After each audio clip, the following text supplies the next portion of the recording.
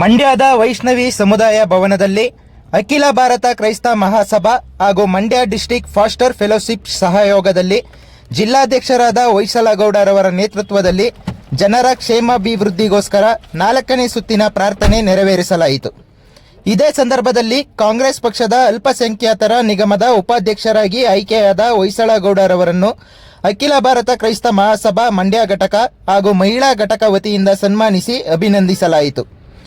ಈ ಸಂದರ್ಭದಲ್ಲಿ ಮಾತನಾಡಿದ ಹೊಯ್ಸಳಗೌಡರವರು, ಪ್ರತಿ ತಾಲೂಕಿನಲ್ಲೂ ನಾವು ಜನರ ಕ್ಷೇಮಾಭಿವೃದ್ಧಿಗಾಗಿ ಪ್ರಾರ್ಥನೆ ಮಾಡುತ್ತಾ ಬಂದಿದ್ದು, ಸಮಾಜಘಾತುಕ ಘಟನೆಗಳು ನಡೆಯಬಾರದು, ಎಲ್ಲ ಕಡೆ ಶಾಂತಿ ಸಮಾಧಾನ ಸಂತೋಷ ನೆಲೆಸಬೇಕೆಂದು 4ನೇ ಸುತ್ತಿನ ಪ್ರಾರ್ಥನೆ ಸಲ್ಲಿಸಿದ್ದೇವೆ ಎಂದು ತಿಳಿಸಿದರು. ಈ ಸಂದರ್ಭದಲ್ಲಿ ಅಖಿಲ ಭಾರತ ಕ್ರೈಸ್ತ ಮಹಾಸಭಾ ಉಪಾಧ್ಯಕ್ಷರಾದ ಫಾಸ್ಟರ್ ಸಿಬಿಚನ್, ಗೌರವಾಧ್ಯಕ್ಷರಾದ ಫಾಸ್ಟರ್ ಸುಧಾಕರ್, ಕಾರ್ಯದರ್ಶಿ ಫಾಸ್ಟರ್ ಮುರಳೀಧರ್, ಖಜಾಂಚಿ ಫಾಸ್ಟರ್ ರವಿ ಜಾನ್, ಜಿಲ್ಲಾ ಸಂಚಾಲಕರಾದ ಫಾಸ್ಟರ್ ಅನಿಲ್ ಕುಮಾರ್, ಸಹ ಕಾರ್ಯದರ್ಶಿ ಫಾಸ್ಟರ್ ರಾಜು ಗೆಂಡೆ ಹೊಸಹಳ್ಳಿ ಹಾಗೂ ಮಂಡ್ಯ ಜಿಲ್ಲಾ ಪದಾಧಿಕಾರಿಗಳು ಹಾಜರಿದ್ದರು. ಅವತ್ತೇ ಸನ್ಮಾನ ಮಾಡಬೇಕೆಂಬುದಾಗಿ ಇದ್ವಿ. ಅವರು ಕಾಂಗ್ರೆಸ್ ಪಾರ್ಟಿಯಿಂದ ಆಯ್ಕೆಯಾದಂತ ದಿನನೇ ಆ ದಿನ ಆಗಿಲ್ಲ. ಅದಕ್ಕೋಸ್ಕರವಾಗಿ ನಾವು ಕೂಡ ಈ ದಿನ ಬಂದಿದ್ದೇವೆ. ನಮ್ಮ ಅಖಿಲ ಭಾರತ ಟೀಮ್ ಮೇಲ್ ಬರ್ಬೇಕೆಂಬುದಾಗಿ ನಾನು ಕೇಳ್ಕೊಳ್ತೀನಿ. ಸನ್ಮಾನಿಸೋಣ. ಹಾಲೆಲೂಯಾ.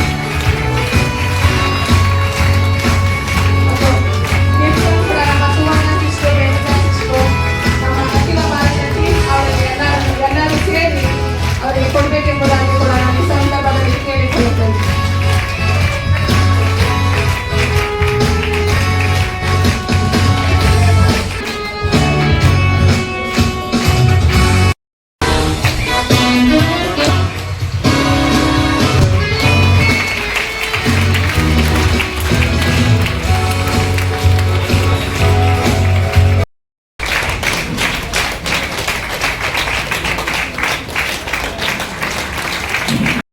ಪ್ರಕಾರವಾಗಿ ಪ್ರಾರ್ಥನೆಗೆ ಜಾಸ್ತಿ ಹೆಚ್ಚಿನ ಪ್ರಾಮುಖ್ಯತೆಯನ್ನು ಕೊಟ್ಟಿದೆ ಬೈಬಲ್ನಲ್ಲಿ.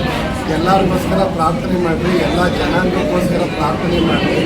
ಮತ್ತು ಯೇಸು ಸ್ವಾಮಿ ಹೇಳಿರುವಂಥ ಒಂದು ಬೋಧನೆ ಏನಂತ ಅಂದರೆ, ನನ್ನ ಆಲಯವು ಸರ್ವ ಜನಾಂಗಗಳಿಗೂ ಪ್ರಾರ್ಥನಾ ಆಲಯವೆನಿಸ್ಕೊಳ್ಬೇಕು.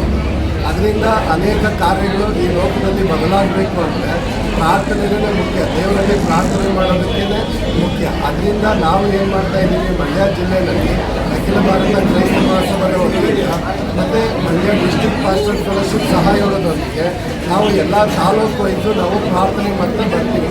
ಅಲ್ಲಿ ಕುಡಿತನಗಳಾಗಿರ್ಬೋದು, ಮತ್ತು ಬೇರೆ ದುರಭ್ಯಾಸಗಳಾಗಿರ್ಬೋದು, ಸಮಾಜಘಾತದ ಚಟುವಟಿಕೆಗಳಾಗಿರ್ಬೋದು, ಇವೆಲ್ಲ ನಡೀಬಾರ್ದು. ಎಲ್ಲ ಕಡೆ ಒಂದು ಶಾಂತಿ ಸಮಾಧಾನ ಸಂತೋಷ ನೆಲೆಸಬೇಕು. ಮತ್ತು ಪ್ರತಿಯೊಬ್ಬ ಮನುಷ್ಯನು ಉತ್ತಮವಾದಂಥ ಒಂದು ಸಮಾಜದಲ್ಲಿ ಬದುಕನ್ನು ಅವನು ಮಾಡಬೇಕಂತ ಹೇಳಿ ನಾವು ಎಲ್ಲರೂ ಒಟ್ಟಾಗಿ ಸೇರಿ ಪ್ರಾರ್ಥನೆ ಮಾಡ್ತಾ ಬರ್ತೀವಿ. ಇದೇ ರೀತಿ ಪ್ರಾರ್ಥನೆ ಮಾಡ್ತಾ ಬಂದಿರೋದ್ರಿಂದ ಇದು 3 ಸುತ್ತು ಕಂಪ್ಲೀಟ್ ಆಗಿ ಇದು 4ನೇ ಸುತ್ತು ಮಂಡ್ಯದಲ್ಲಿ ಕಂಪ್ಲೀಟ್ ಆಗಿದೆ.